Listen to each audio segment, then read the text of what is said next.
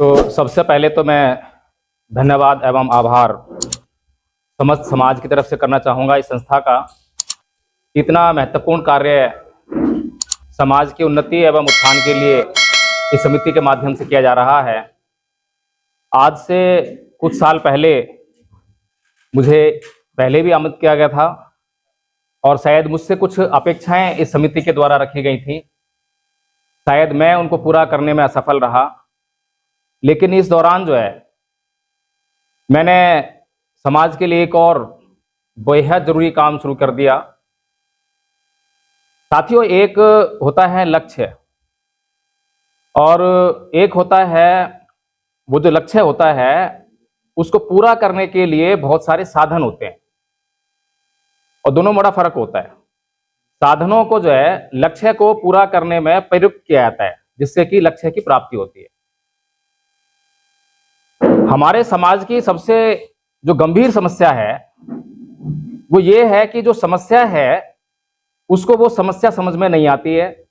समस्या तो कुछ और है और समस्या समझ किसी और को रहा है।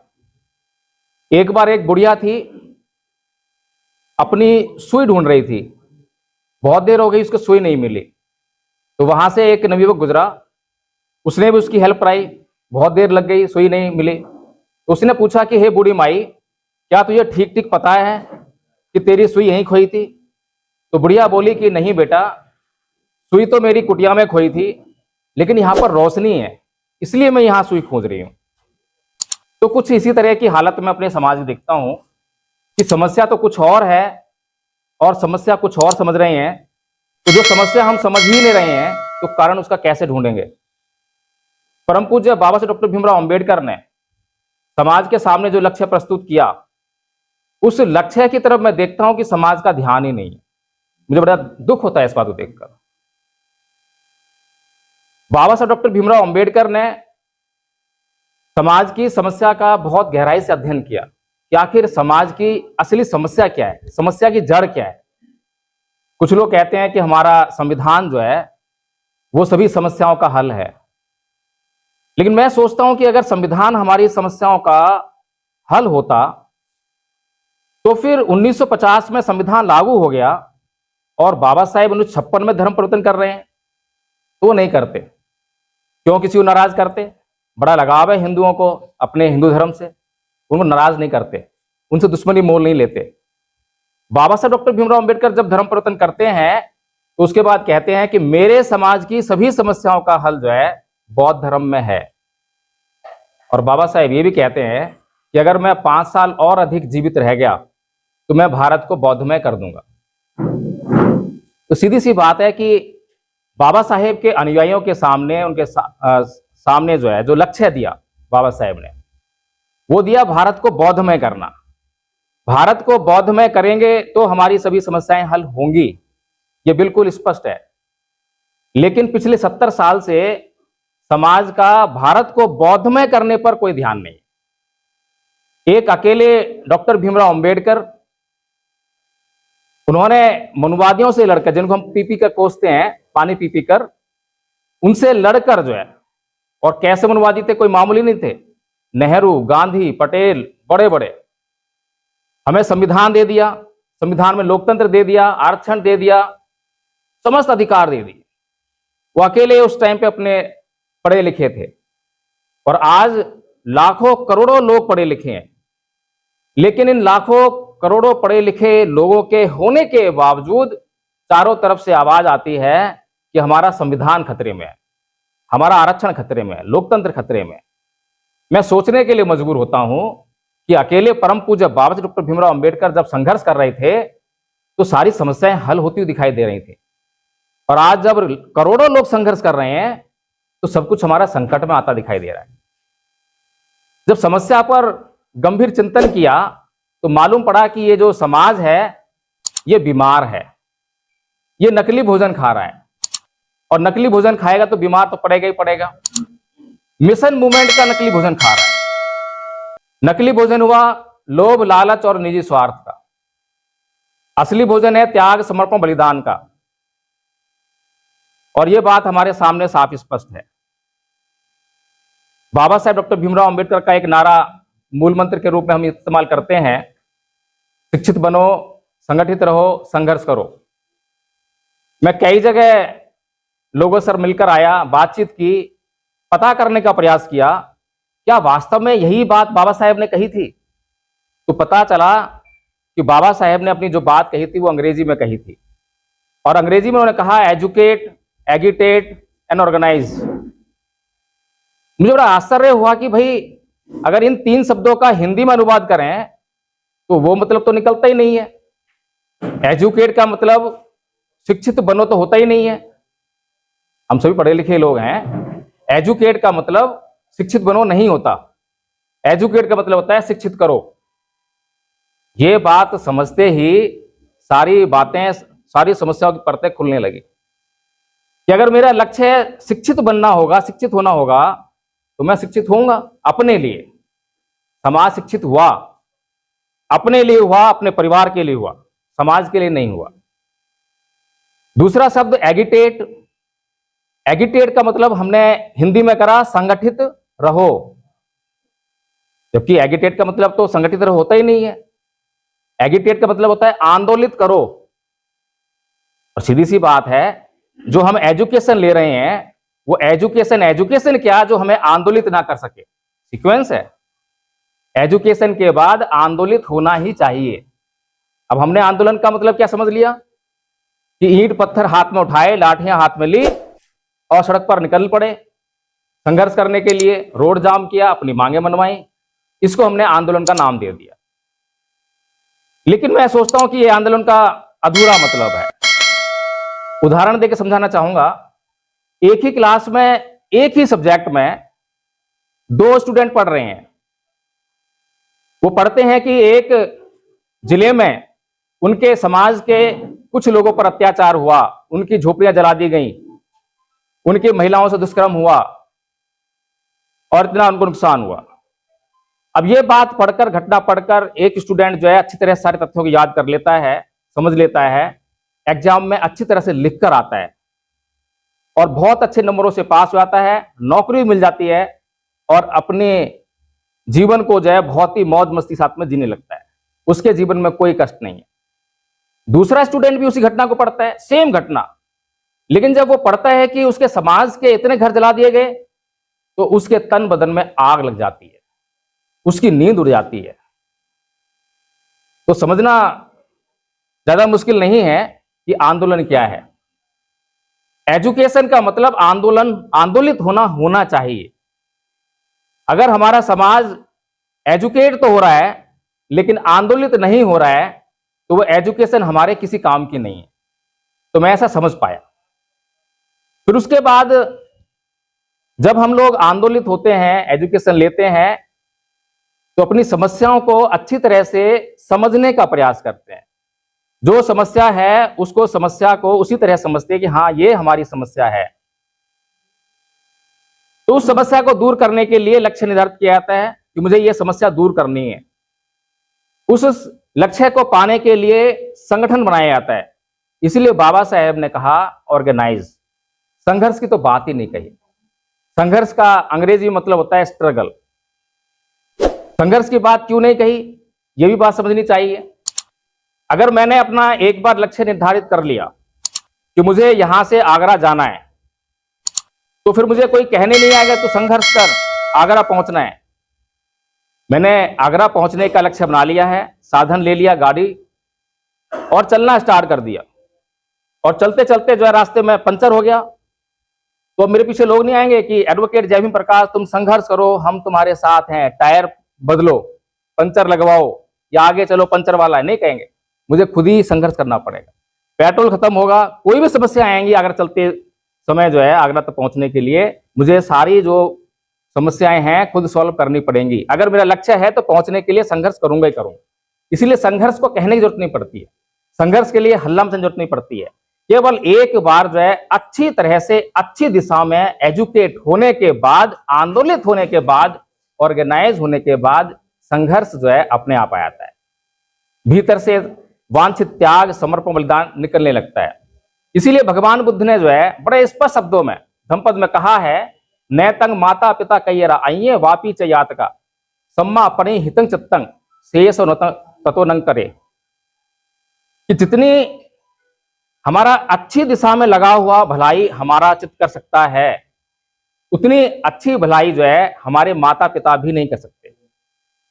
साफ साफ यानी कि हमारा चित्त जो है सभी प्रकार के कार्यों के लिए जिम्मेदार है।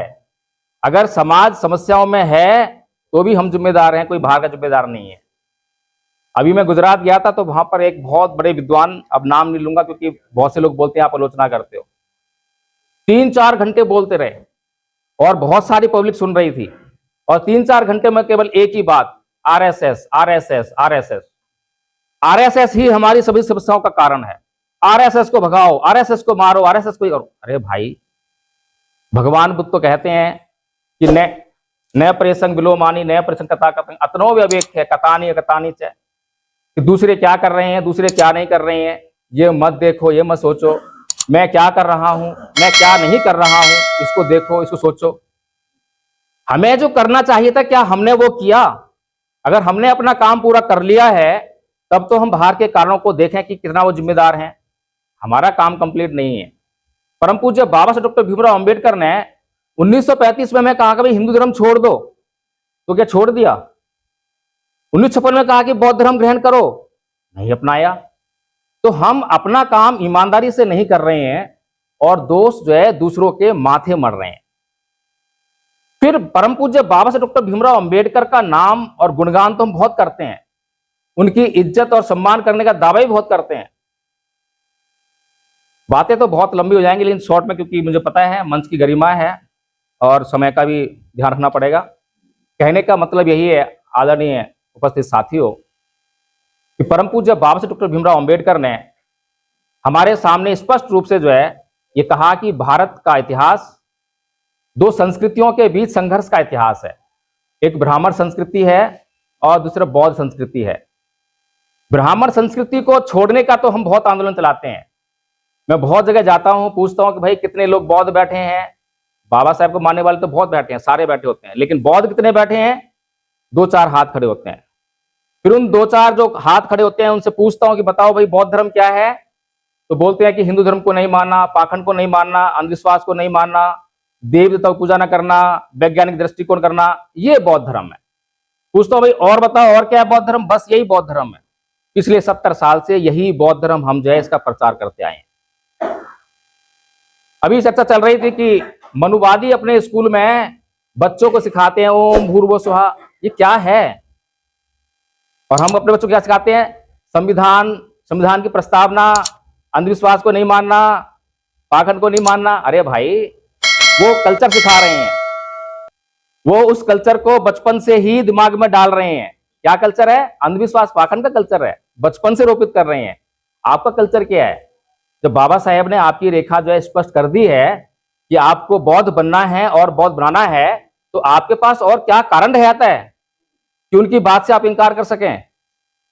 अभी मैं पूछूं भाई बाबा साहेब के बराबर कितने पढ़े लिखे लोग हैं? जरा बार हाथ खड़ा करते हैं, कितने पढ़े लिखे लोग हैं यहाँ पर? बाबा साहेब के जो बराबर पढ़े लिखे हों वो हाथ खड़ा करो, एक भी नहीं है। आधे पढ़े लिखे हों वो हाथ खड़ा करो, एक भी नहीं है। 10% हो, एक भी नहीं है। और बात किसकी नहीं मान रहे हैं? बाबा साहेब की नहीं मान रहे हैं। क्या कहा था? बौद्ध बनने के लिए कहा था। कितने बौद्ध बने? 1960 में जब जनगणना हुई तो 60 लाख बौद्ध थे 1960 में। जब बाबा साहब डॉक्टर भीमराव अंबेडकर धर्म परिवर्तन कर रहे हैं तो 5-6 लाख तो उनके साथ में धर्म परिवर्तन कर रहे हैं। फिर 5-6 लाख जो उनकी चिता पे हाथ रखे धर्म परिवर्तन कर रहे हैं, और 60 लाख बौद्ध हैं। आज की संख्या, आज की डेट में कितने बौद्ध हैं? 1 करोड़ से कम है। ये मिशन चल रहा है, ये बाबा साहेब के हम अनुयायी हैं। ये समाज जो बाबा साहेब का जन्मदिन मनाने के लिए एक दिन में करोड़ों अरबों रुपए खर्च कर देता है। अभी कह रहे थे कि हमारा समाज बहुत गरीब है, लगातार वक्ता बोल रहे, गरीब नहीं है, ये बिल्कुल गरीब नहीं है। सबसे बड़ी अमीरी इसके पास है, वो है संख्या। हमारे पास इतनी संख्या है कि अगर हम इस समाज को सही दिशा में संगठित कर दें और 1 रुपया भी मांगे एक आदमी से, किसी को 1 रुपया देने में जरा सा भी जेब हिलाने में कोई दिक्कत नहीं आई, करोड़ों रुपए खर्च हो जाता है। लेकिन समस्या यह है कि सही दिशा में जो है वो पैसा खर्च नहीं हो रहा। मैं अपने समाज में जा जाकर जो है स्कूल ढूंढता हूं कि भाई कोई स्कूल मिल जाए जो हमारे समाज के हों। स्कूल मिलते हैं, लेकिन स्कूलों में जो है क्या पढ़ाया जा रहा है बाबा साहेब के नाम पर? वही संविधान या फिर वंदना सिखा दिया। लेकिन मुझे लगता है कि जो बाबा साहेब का जो मिशन था वो नहीं पढ़ाया जा रहा। अभी हमने जो है तमाम छोटे छोटे जो हमारे बच्चे हैं जो कि धर्म की ट्रेनिंग ले रहे हैं, क्योंकि मैं अगर आरएसएस की बात करूं, आवाज आ रही है? मैं सिखों की बात करूं या मुसलमानों की बात करूं, जिस तरह से पर्टिकुलर वो अपने धर्म को काम करते हैं, अपने मदरसे बनाते हैं, गुरुद्वारे बनाते हैं और उनमें बच्चों को अपने धर्म की ट्रेनिंग देते हैं। तो इसी तरह से हमने भी जो बाबा साहब का सपना था कि पूरा भारत बौद्ध में हो, उसी कड़ी में हमने भी यहाँ पर जो धम्मपद संघ है उसका पहला विश्व शांति निवारण स्कूल खोला और उसी के माध्यम से इन छोटे छोटे बच्चों को तैयार किया। मैं आपको एक डेमो जरूर दिखाना चाहूंगी इनमें से। एक बार बेटा हाथ खड़े करके बताएं कितने बच्चे आचार्य अभी बैठे हैं, क्योंकि मैं आपको अवगत करा दूं अभी बच्चे कम हैं क्योंकि शादी विवाह का भी माहौल चल रहा है और कुछ छुट्टियां भी चल रही है, तो बच्चे इधर उधर गए हैं नानी के घर शादी में, तो बच्चे कम आए हैं। तो आप खुद इन बच्चों को सुनिएगा और समझने का प्रयास कीजिएगा कि जो धम्मपद संघ है वो किस तरह से काम कर रहा है और क्या अनोखा है इसमें। बेटा एक बार आप खड़े हुए, आपका नाम क्या है? छाया कुमारी। छाया कुमारी। छाया कुमारी जी, आप आचार्य बन चुके हैं? यस। तो आपने अभी तक धम्मपद संघ से क्या सीखा, हमारे दर्शकों को बताएं। बहुत कुछ सीखा है। बहुत कुछ सीखा है, तो बेटा हमारे दर्शकों को बताएं कि आपने क्या क्या सीखा। बहुत कुछ सीखे हैं और जो पढ़ाए जाते हैं वो भी सीखे हैं। आप तो सुनाइए, उसमें से बहुत कुछ में से कुछ भी सुनाए आप। धम्मपद का पद सुना रहे हैं। जी सुनाइए। मनोमय मनसा चे पदुधेन भासति वा करोति वा तत्त्वनं दुःखमनवेति चक्रंगवागात पद। अर्थ: मन सभी प्रवृत्तियों का अगुआ है, मन ही उनका प्रधान है, वे मन से ही उत्पन्न होती है। यदि कोई दूषित मन से वचन बोलता है या आप कर्म करता है तो दुख उसका अनुसरण उसी प्रकार करता है जिस प्रकार के चक्का पहिया गाड़ी खींचने वाले बैलों का पैरों का। ये इस तरह से जो है, ये बक्सर बिहार का वीडियो है। वहां पर पहला स्कूल हमें शुरू करना पड़ा क्योंकि हमारे एक आचार्य जो है उस गांव से जो है कैसे भी कांटेक्ट कर लिया उन्होंने, वहां से जो है संपर्क कर लिया फोन के माध्यम से, गूगल मीट चलती है, तो उसी के माध्यम से उनको ये कोर्स सिखाया। नाई का काम करते हैं तो बाल काटते काटते सामने मोबाइल रख दिया और बाल काटते काटते जो वो कोर्स उन्होंने याद कर लिया। ये वाला कोर्स बता रही है पूरा कोर्स। तो उसके बाद उन्होंने अपने ही गांव के 25 बच्चों को, ये जो बच्चे हैं 25 बच्चों को तैयार कर दिया। ये सारा कोर्स उनको याद हो गया। अब हमने कहा भाई अगर ये 25 बच्चे हमारे यहाँ पर एक ही गाँव में है तो हमारी जिम्मेदारी बनती है कि इनके एकेडमिक एजुकेशन की जिम्मेदारी हमें ली। तो हमने वहां 2 कमरों का एक स्कूल बनाने का प्रयास किया। पहले वो छप्पर वगैरह का बनाया घास फूस का, तो पिछले मई में जो है आंधी तूफान आए 2 बार वो उड़ गया। तो फिर हमने जो है उसको पक्का करने का निर्णय किया। तो उसको पक्का करने में जब हमने लोगों से हेल्प मांगी तो 2-2.5 लाख रुपए खर्चा उस पर आया। लेकिन समाज जो है बाहर से, संघ ने तो किया लेकिन बाहर से 1 रुपए की सहायता नहीं आई। या तो हम मांग नहीं पाए, जर्नल हमने ऐसी वीडियो बना के डाले, भी मैडम जो इस वीडियो में बोल रही हैं कि इसको जो है QR कोड सेंड कर रखा है इसमें जो है सहायता करने के लिए। तो समाज की दिशा क्या है? जन्मदिन मनाते हैं, एक दिन जन्मदिन मनाएंगे, करोड़ों रुपया खर्च कर देंगे, उस करोड़ रुपए का रिजल्ट क्या है? पिछले 70 साल में कितना रुपया खर्च कर दिया? कितने रुपए में आज LBSS जो है यहाँ पर इतना महत्वपूर्ण कार्य कर रही है एजुकेशन के क्षेत्र में। कोई आसान काम नहीं है, लेकिन संघर्ष कितना बड़ा है। 2009 से रजिस्टर है, आपका रजिस्ट्रेशन है और आज 2025 चल रही है, एक स्कूल तैयार हो पाया है। उसमें भी संघर्ष करना पड़ रहा होगा। मनुवादियों के तो हर गांव में जो है स्कूल है, जहां देखो वहीं हमारे बच्चे कहां जा रहे हैं, उन्हीं स्कूलों में जा रहे हैं और दिन रात जो है वही कल्चर, सारा माहौल उनको वही मिल रहा है, हिंदू धर्म का माहौल। और ये कल्चरल ट्रांसफॉर्मेशन का मामला है, कोई मामूली बात नहीं है। अभी बहुत सारे कहते हैं, अभी मैंने कहा कि 60 लाख बौद्ध थे 1960 में, आज की डेट में 1 करोड़ बौद्ध हम कह सकते हैं। लेकिन 1 करोड़ बौद्धों का अगर उनके माइंड को स्कैन करें कि उनके माइंड में कल्चर कौन सा है, कल्चर में और उसमें बड़ा फर्क है। तो कल्चर कौन सा पाएगा? कल्चर जो लोग अपने आप को बौद्ध कहते हैं लेकिन ब्राह्मण संस्कृति से ग्रस्त हैं। क्यों? क्योंकि बौद्ध संस्कृति जो है वो अहिंसा पर आधारित है और ब्राह्मण संस्कृति जो है हिंसा पर आधारित है। साम दाम दंड भेद उनकी नीति है। लेकिन बौद्धों के भीतर तो अभी किसी पूछो भाई जब तुम्हें कोई गाली देता क्या करते हो? गाली देते हैं। एक भी बौद्ध नहीं मिलेगा जो गाली देने पर यह कहे कि भाई मैं शांत रहता हूं और शाम को समझाने का प्रयास करता हूं। बल्कि किसी को हम समझाते हैं कि भाई देखो भगवान बुद्ध का जो रास्ता है वो अहिंसा का है, 1 घंटे तक मैं अहिंसा पे उनको समझाऊंगा तो पलट के 10-20 सवाल कर देंगे, और मैं 5 मिनट अगर हिंसा पे बोलूंगा ना, मुझों पे ताव भी दे दिया, तो हिंसा बड़ी जल्दी समझ में आती है। 1 घंटा समझाने के बाद भी अहिंसा समझ में नहीं आती है, लेकिन जरा सा इशारा करते ही हिंसा बड़ी जल्दी समझ में आती है। क्यों? क्योंकि बचपन से पैदा हुए हैं, यही सब सीखा है, यही सब करते हुए देखा है लोगों को, और यही करते आए हैं, इसलिए इसी का अभ्यास है। तो बहुत अधिक समय ले लिया है मुझे लगता है, तो मैं क्षमा चाहता हूं आयोग समिति से, और मैं अपने वक्तव्य को यहीं समाप्त करूंगा।